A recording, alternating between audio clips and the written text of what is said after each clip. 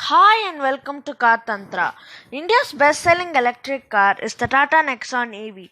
Tata has managed to sell 2,530 units of them since it was launched.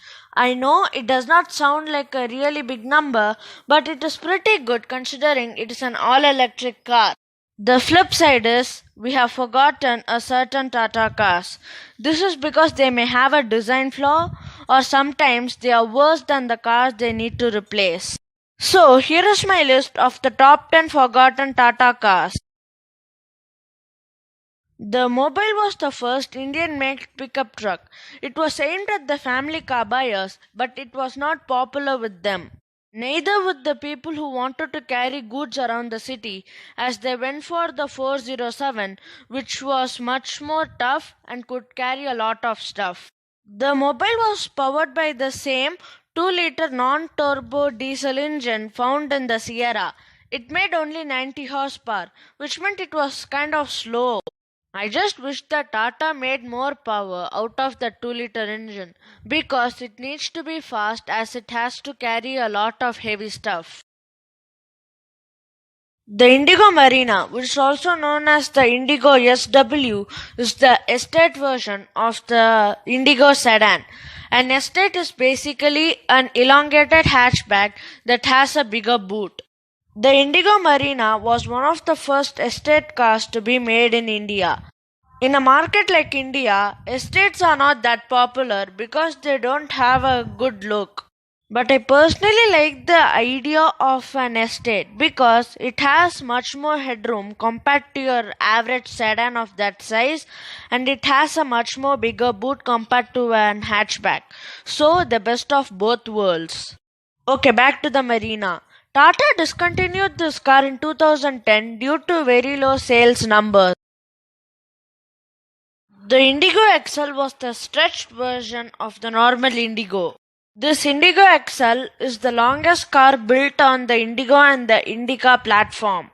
Tata has stretched it so much that it is rival to the Honda Accord in terms of space and comfort. For the early 2000s, this car was packed with features. It had stuff like a rear entertainment system. This is a feature you'll only find on luxury limousines like the Audi A8. It also had comfort features like a picnic table for the rear passengers and an armrest with two cup holders. For the people at the front, they had stuff like electrically operated seats, wooden finish for the center console. Of course, it's not real wood, it's a fake wood, and a cooled glove box. You might be thinking, right? Why did a car with this many features did not sell in huge numbers?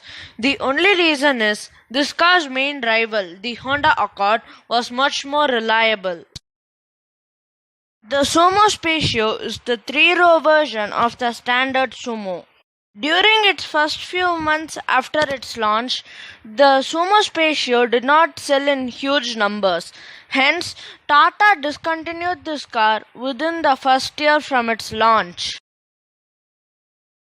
Sierra was the first 3-door compact SUV to be launched in India. Yeah, you heard that right. The Sierra was a 3-door SUV. The other 3-door SUV that are popular worldwide are the Defender and the newly launched Bronco.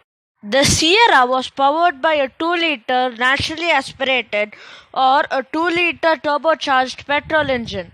Both made 90 horsepower. Actually, that engine was supplied by the car maker Peugeot because when the Sierra was launched in India, Peugeot was still making cars and producing them in India. Even though the Sierra had 4-wheel drive and pretty good while going off-road, it wasn't a massive success in the Indian market. That was because the Sierra was one of the first passenger vehicles produced by Tata Motors. Before that, Tata was mainly known for making commercial vehicles. Due to low sales numbers, Tata just stopped the production of the Sierra.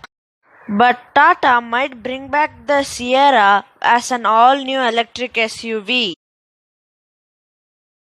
Yes, Tata offered the Safari with a petrol engine.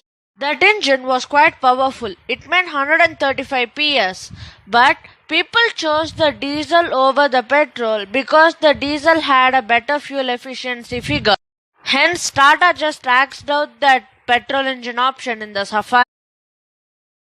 The Vista and the Manza are the bigger versions of their predecessors, which are the Indica and the Indigo.